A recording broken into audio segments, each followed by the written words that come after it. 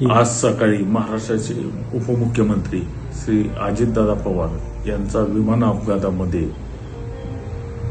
दुर्दैवी निधन झालं। यामुळे संपूर्ण महाराष्ट्राची आणि आमच्या फलटण शहराची व फलटण तालुक्याची न भरून होणारी निघणारी हानी झालेली आहे। त्यांचा फलटण शहरावर फलटण तालुक्यावर प्रचंड प्रेम होतं। त्यांनी या तालुक्यातल्या पाण्याच्या प्रश्नासंदर्भात फलटण तालुक्यातल्या होऊ घातलेल्या आता नगरपालिकेच्या विकास कामांसंदर्भात लक्ष घातलेलं होतं। त्यामुळं आमच्या फलटण शहराची या घटनेमुळं मोठी हानी झालेली आहे।